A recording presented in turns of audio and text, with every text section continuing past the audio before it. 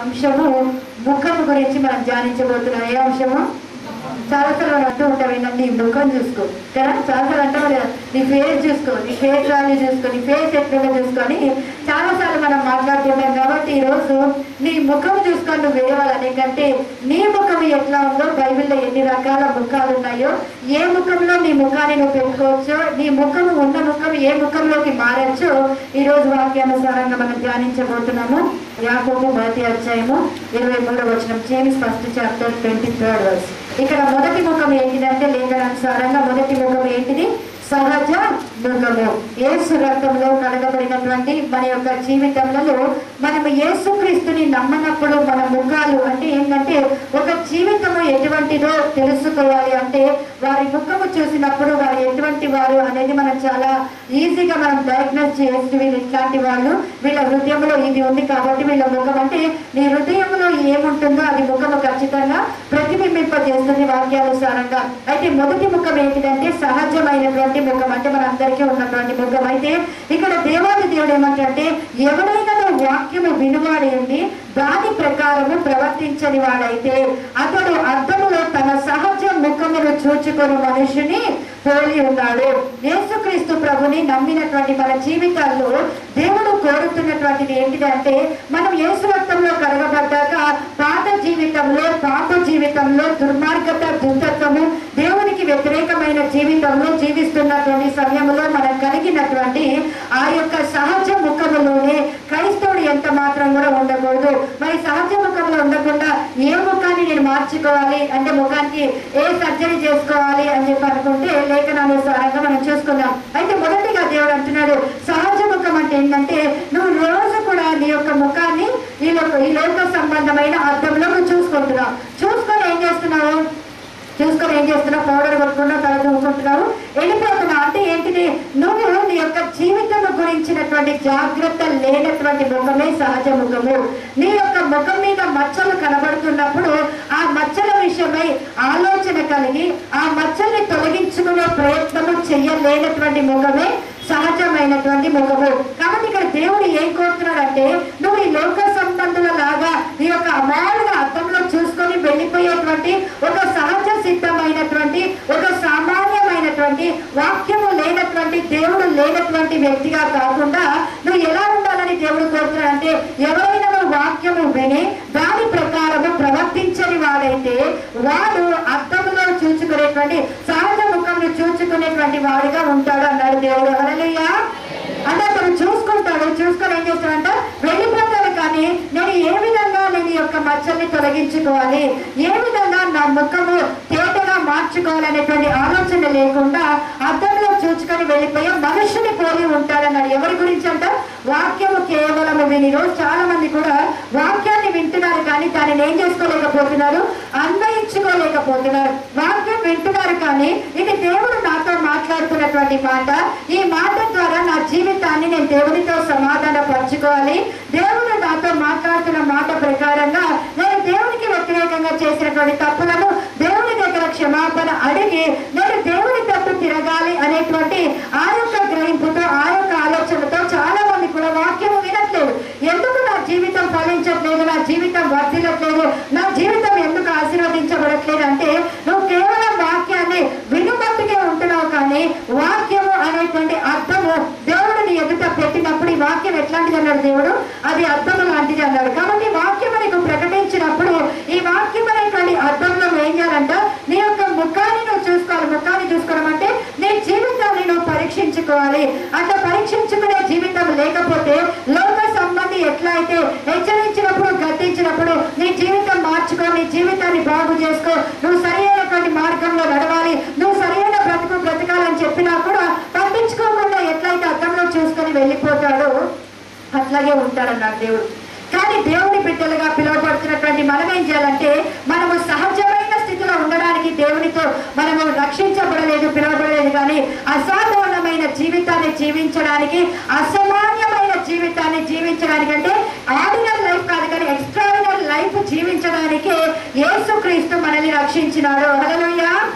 కాబట్టి ఈ రోజు మనకి సహజ ముఖము ఉండకూడదు. సహజ ముఖం అంటే లోక సంబంధులకి వారికి కలిగినటువంటి ముఖము, అంటే ఆత్మ విమర్శ చేసుకున్నటువంటి ముఖము, అంటే ఏ మాత్రము కూడా గ్రహింపు లేకుండా జీవితాన్ని మార్చుకోవాలి అనేటువంటి ఆరాటము లేనటువంటి ముఖము జీవితమే సహజ ముఖము. హల్లెలూయా, హల్లెలూయా. అయితే సహజ ముఖము ఎట్లా మార్చబడుతుంది అంటే మొదటి పాయింట్ ఏంటంటే మనము ఖచ్చితంగా వాక్యాన్ని విన్నప్పుడు విన్న ప్రకారంగా ఏం చేయాలంట, మనల్ని మనము సవరించుకొని ఆత్మ విమర్శ చేసుకొని దేవుని వాక్యముతో సమాధాన పడి అప్పుడు మనం ఏం చేయాలి, ప్రభువా ఇదిగో వాక్యం అనే అర్థంలో నేను కొరతగా కనబడుతున్నాను, నేను కొనుగా కనబడుతున్నాను, ఇదిగో నీ తట్టు నేను తిరుగుతున్నాను, నాకు సహాయము చేయమని అడిగినప్పుడు వాక్యము వినువాడిగా వినదానిగా కాకుండా వాక్యంను అనుసరించి ప్రవర్తించే వారిగా ఉన్నప్పుడు మన సహజ ముఖాలు ఎక్స్ట్రాడినరీగా మార్చబడతాయి. హల్లెలూయా. రెండోదిగా మనం చూసుకున్నాం ఆదికాండము 33:1. అప్పుడు యాకోబు అట్లు కాదు, నీ కటాక్షం నా మీద నున్న ఎడల చిత్తగించి నా చేత ఈ కానుక పుచ్చుకొను. దేవుని ముఖము చూచినట్టు నీ ముఖము చూచితిని, నీ కటాక్షం నా మీద వచ్చినది కదా. చాలు. ఇక్కడ మనం చూసుకుంటే మొదటి ముఖం ఏంటిది, సహజ ముఖము. అందులో ఏంటిది, వాక్యము కేవలం వింటున్నారు కానీ దాని ప్రకారము ప్రవర్తించనిటువంటి వారందరూ కూడా సహజ ముఖాన్ని పోలినటువంటి వారు, అంటే వాళ్ళ జీవితాలు మార్చుకోవడానికి ఎంత మాత్రమే ఇష్టపడినటువంటి వారు. వాక్యం అనేది అర్థము కాబట్టి ఈ అర్థంలో జాగ్రత్తగా మీరు చూసుకోవాలి. రెండో ముఖం ఏంటిదంటే దేవుని ముఖం, అంటే ఒక మనిషి ముఖములో దేవుని ముఖాన్ని చూడగలుగుతామా? ఇక్కడ మనం ఆలోచన చేస్తే ఇది ఎవరి వృత్తాంతం అని మనం చూసుకుంటే ఈ యొక్క ఏసావు అంటే యాకోబు యొక్క అన్న అయినటువంటి ఏసావు. ఈ రిబ్కా అంటే ఇస్సాకు రిబ్కాలకి పుట్టినటువంటి వాళ్ళే ఈ యొక్క ఏసావు యాకోబులు, వీళ్ళిద్దరు కూడా ట్విన్స్. అయితే ఈ యొక్క గర్భంలో ఉన్నప్పుడు ఒకరు పోట్లాడుకుంటున్నారు, అంటే నేను ముందు పోవాలి అన్నటువంటి ఆరాటం మనకు కనబడుతుంది. అయితే అలాంటి సమయంలో చిన్నవాడైనటువంటి ఈ యొక్క యాకోబు ఏం చేస్తున్నాడంటే తన అన్న మడిమని పట్టుకున్నాడంటే, అంటే ఏంటిది, నువ్వు ఎంత మాత్రం ముందు పోవడానికి వీలేదు, నేను నీకంటే ముందర నేను బయటికి వెళ్ళాలి అనేటువంటి ఆ యొక్క ఆరాటంతో తన యొక్క అన్న కాలు పట్టుకొని లాగుతున్నాడంట లోపలికి. చూడండి, అంటే తన తల్లి గర్భంలో ఉన్నప్పటి నుంచే యాకోబు ఎలాంటి వాడు అంటే గ్రాబింగ్ అనమాట, అంటే లాక్కునే స్వభావం కలిగినటువంటి వాడు. అయితే అయినప్పటికీ ఎంత లాగినప్పటికీ కూడా ఈ యొక్క ఏసావు బయటకు వచ్చాడు. ఆ కాలు పట్టుకుని ఎవరు వచ్చారు, యాకోబు తన అన్న కాలు పట్టుకుని అట్లనే బయటకు వచ్చేసాడు. ఆ తర్వాత మనం చూస్తే వాళ్ళు ఎదిగినటువంటి తర్వాత ఈ యొక్క ఏసావు ఏంటంటే ఎర్రని చర్మం కలిగిన వాడు, రోగములు కలిగినటువంటి వాడు, కానీ ఈ యొక్క యాకోబు మాత్రం నునుపైనటువంటి చర్మము కలిగినటువంటి వాడు. అయితే ఈ యొక్క యాకోబు ఏం చేశాడంటే తన అన్న ఒకసారి అలసిపోయి వేటాడి అలసిపోయి వచ్చినటువంటి ఆ సమయంలో ఈ యాకోబు ఏం చేశాడంట, ఒక మంచి వంటకం అంటే ఎర్రని చిక్కుడుకాయల కూర వంటకం చేసి రెడీగా పెట్టాడు. పెట్టిన సమయంలో అన్న వేటాడి అలసిపోయి వచ్చి ఒక మాట అంటాడు, ఏంటంటే తమ్ముడు నేను చాలా అలసిపోయాను, నాకు చాలా ఆకలి అనిపిస్తుంది, నేను చచ్చిపోయే స్థితిలో ఉన్న ఆకలికి నువ్వు వండుకున్నటువంటి ఆ యొక్క చిక్కుడుకాయల కూర నాకు కొంచెం పెట్టామని అడిగినప్పుడు వెంటనే అన్న మీద కనికరము ప్రేమ లేకుండా ఈ తమ్ముడు ఏం చేస్తున్నాడంటే, నువ్వు నాకు నీ జ్యేష్ఠత్వపు హక్కుని ఎప్పుడైతే నువ్వు నాకు అమ్మి వేస్తావో అప్పుడు నేను నీకు యొక్క చిక్కుడుకాయల కూర పెడతానని ఎప్పుడైతే చెప్పాడో ఆకలి చేత చచ్చిపోతానేమో అనేటువంటి భయము చేత ఉన్నటువంటి ఈ యొక్క ఏసావు ఏం చేశాడంటే, నాకు కేవలం ఆహారం మాత్రం కావాలి, కానీ మీ జ్యేష్ఠత్వపు హక్కుతో నేను ఏమి చేసుకుంటాను అని ఎప్పుడైతే తనకి ఆ ఆలోచన వచ్చిందంటే ఏంటిది, ఎవరు మనం చెక్ ఇచ్చామనుకోండి క్యాష్ ఇవ్వడానికి కొన్ని డేస్ పడుతుంది కదా, కాబట్టి అర్జెంటుగా డబ్బులు కావాల్సిన వాడికి చెక్ తీసుకోమంటే ఏమంటాడు, నాకు ఇప్పుడు చెక్ అవసరం లేదయ్యా, నాకు నెట్ క్యాష్ కావాలంటాడు కదా.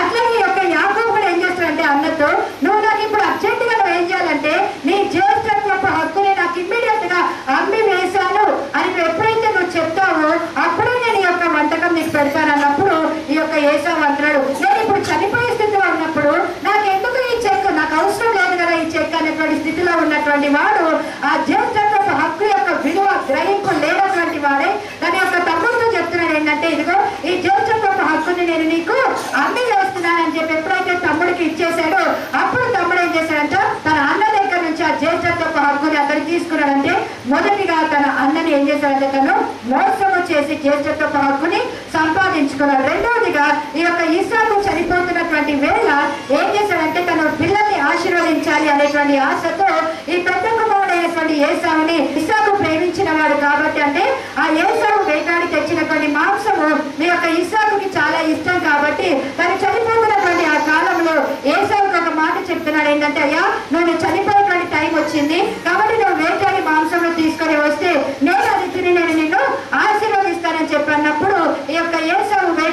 వెళ్ళడానికి వెళ్ళాడు, చాలా టైం అయిపోయింది. అయితే ఒక రిబ్కా ఏం చేసిందంటే ఈ యాకోబును ప్రేమించినది కాబట్టి యాకోబుకు ఒక మాట చెప్తుంది, ఇదిగో మీ నాన్న ఆశీర్వదిస్తానని ఇట్లా చెప్పాడు మీ అన్నతో అంతా, కాబట్టి నువ్వు మీ అన్న వచ్చే లోపలే ఆశీర్వాదాన్ని అంతా కూడా నువ్వు పొందుకోవాలి అంటే నువ్వు ముందుగా వెళ్ళాలి అని చెప్పినప్పుడు మీకు ఈ వృత్తాంతం అంతా తెలుసు. అయితే యొక్క యాకోబు భయపడతాడు, ఒకవేళ నా తండ్రి నేను ఏసావుని కాదు యాకోబుని తెలిస్తే ఆశీర్వాదం రాకపోగా నా మీద శాపం వస్తుందంటే ఆ తల్లంటే నేను పోవాలి, ఆ శాపం వచ్చిన నా మీదకి వస్తుంది, కానీ నువ్వు మాత్రం ఏం చేయాలంటే గొర్రెని నేను వధిస్తాను, అది నువ్వు తీసుకొని వెళ్ళి మీ నాన్నకి ఇచ్చేసి, నేను వండి ఇస్తాను, తీసుకెళ్ళి ఇచ్చేసి.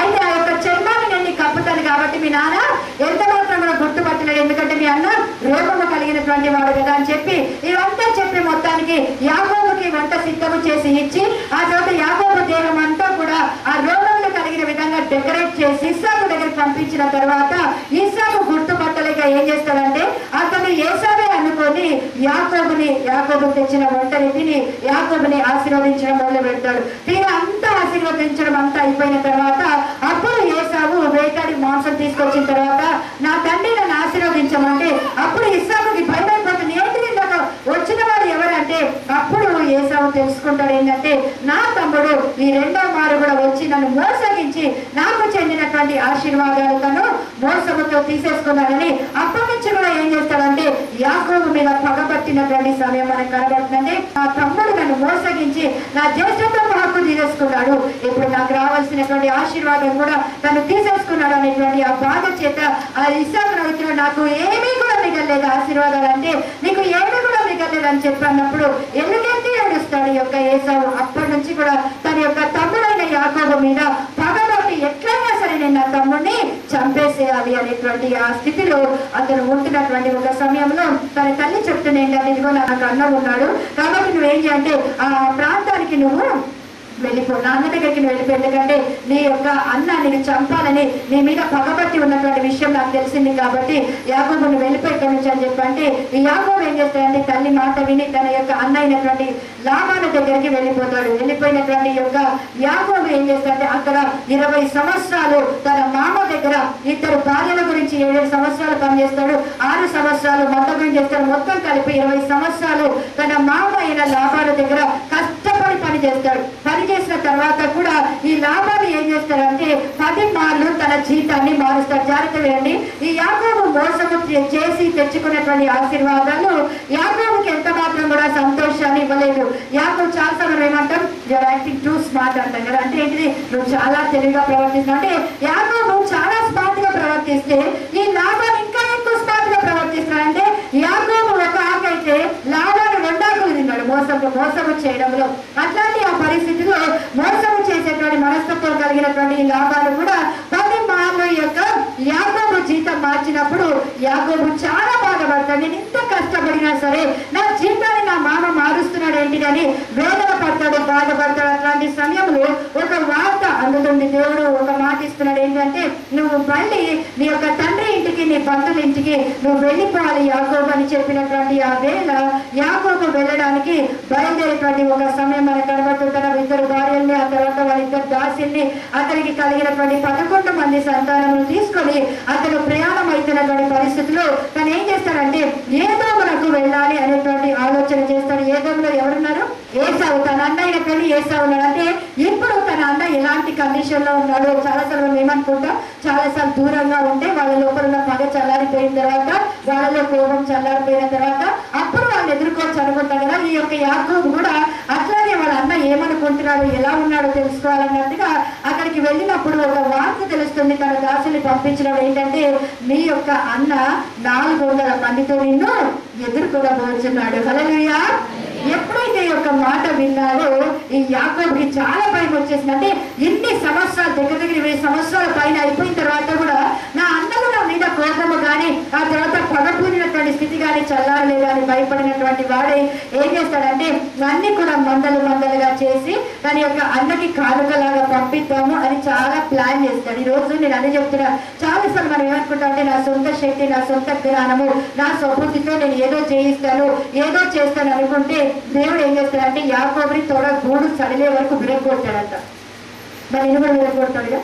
అన్ని నేను అన్ని చేసుకుంటూ పోతాను, దేవుడితో నాకు సంబంధం లేదు, దేవుడితో నాకు అవసరం లేదని నువ్వు అనుకుంటే దేవుడు ఏం చేస్తాడంటే యాకోబుని విరగొట్టినట్టుగా నిన్ను కూడా విరగొట్టే పరిస్థితి వస్తుంది. అయితే అట్లాంటి సమయంలో ఈ వార్త తెలిసినప్పుడు యాకోబు తెలుసుకున్నాడు ఏంటంటే నా ప్రయాస అంతా కూడా వ్యర్థమైపోయింది, నేను అనవసరంగా కష్టపడ్డాను, నేను అనవసరంగా మోసము చేసి నేను సంపాదించాను, కానీ నేను సంపాదించిన దాంతో నాకు ఎంత మాత్రం కూడా సంతోషం లేదని గ్రహించినటువంటి వాడే తను ఏం చేస్తాడంటే దేవుని యొక్క అవసరత తన జీవితంలో గ్రహించినటువంటి యాకోబు దేవుని దగ్గర మోకాలేసి అక్కడ ప్రార్థన చేస్తున్నాడు. ఏంటంటే ప్రభువా నీ సమస్తమైన సత్యములకు కనికరములకు నేను అపాత్రులను ప్రభా, ఇదిగో నువ్వు ప్రతి స్థలంలో నన్ను తప్పిస్తాడన్నావు కదా, ఇప్పుడు నా అన్న నన్ను చంపుతాడని చెప్పి నాకు భయం కలుగుతుంది, అది తొందర కలుగుతుంది తన జీవితంలో, నా అన్న నుంచి నన్ను తప్పించి ప్రభా, ఇదిగో పిల్లలతో పాటు తల్లులను కూడా చంపేస్తాడేమో అన్న భయం కలుగుతుందని ఎప్పుడైతే ఇశ్రాయేలు దేవుడైన యెహోవాకు ఎప్పుడైతే ప్రార్థన చేస్తాడో ప్రార్థన ఆలకించే దేవుడు ఆయన తప్పకుండా కలగజేసుకుంటాడు. హల్లెలూయా, హల్లెలూయా.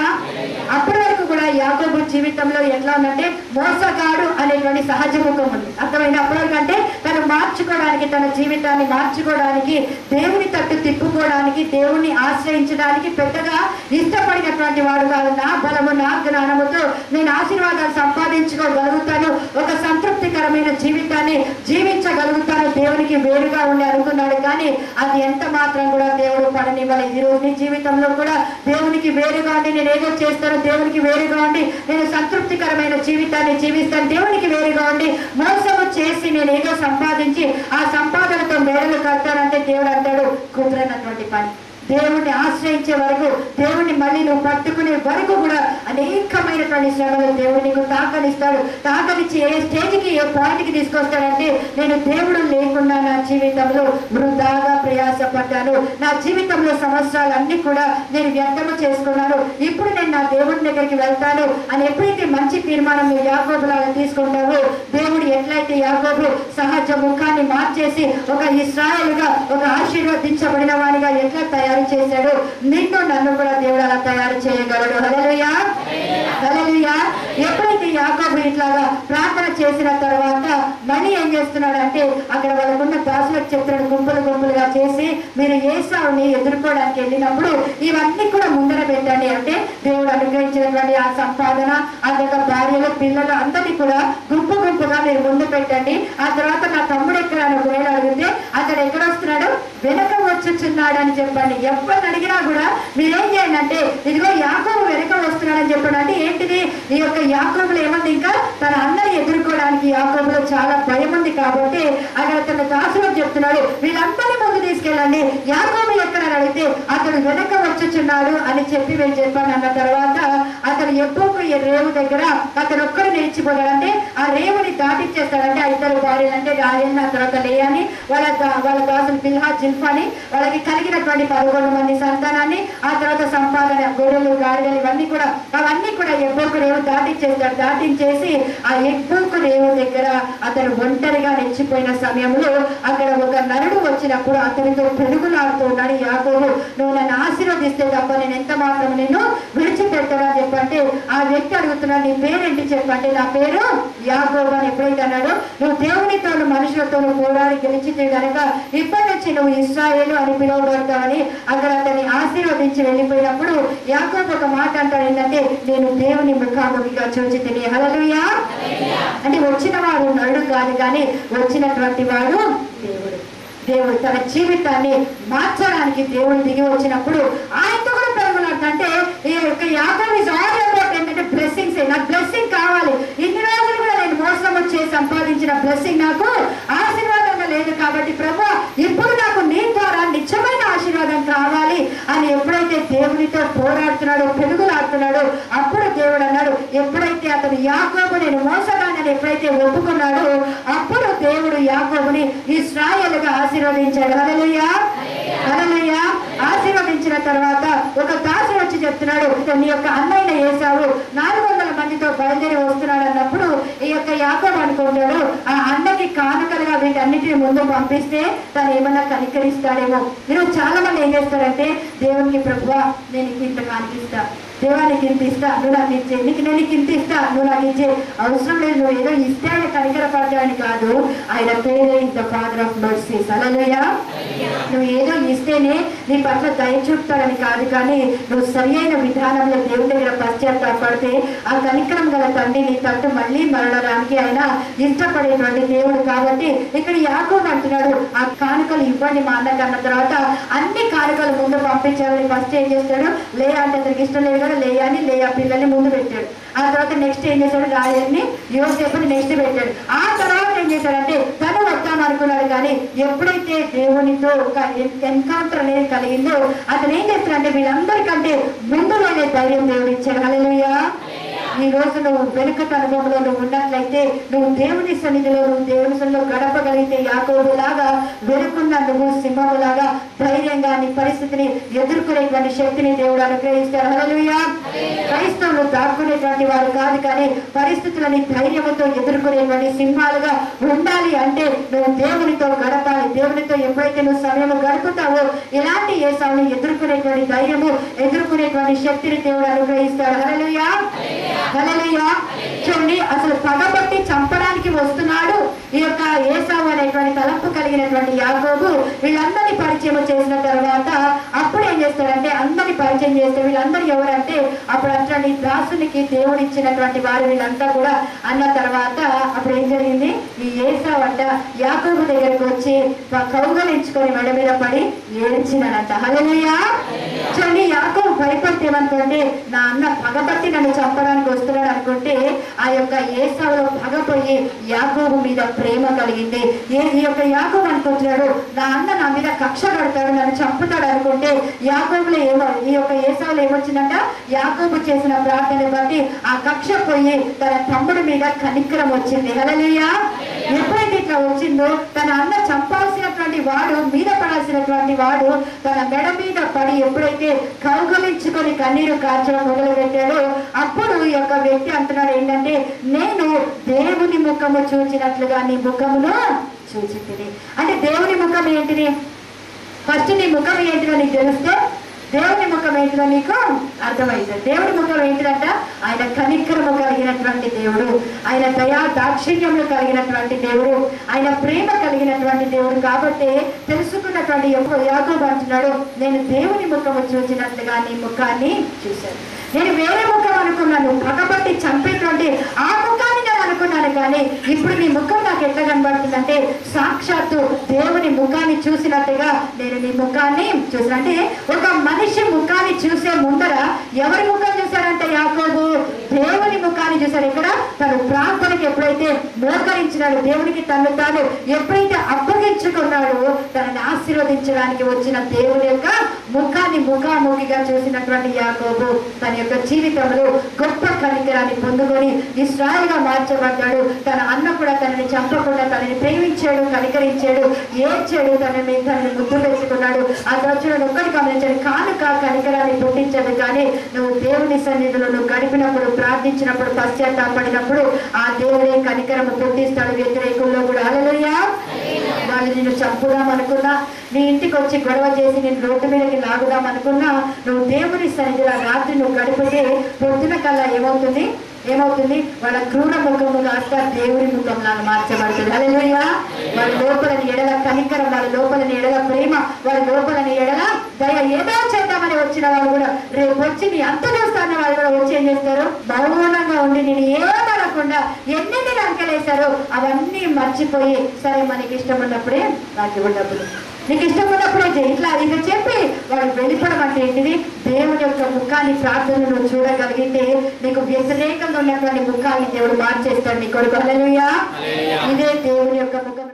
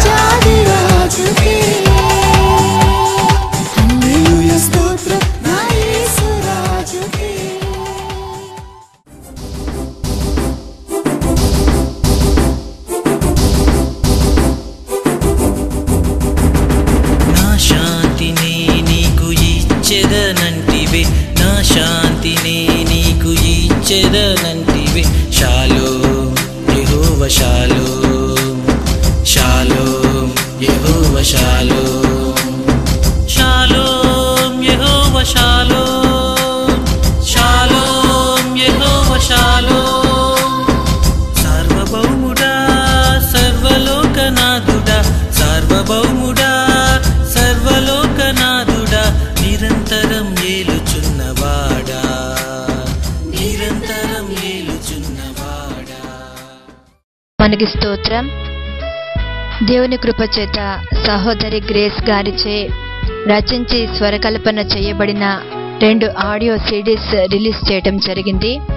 మొదటిది నీ అపారమైన ప్రేమ, రెండవది నిబంధన రక్తము. ఈ సిడీస్ కావాల్సిన వారు సంప్రదించవలసిన మా చిరునామా plot number 8 27-64/9 Adarsh Nagar, Neredmet, Secunderabad 5,56,000. Contact చేయవలసిన మా ఫోన్ నెంబర్స్ 9885903327 8686523183. దేవుడు మిమ్మల్ని సమృద్ధిగా దీవించును గాక. ఆమేన్.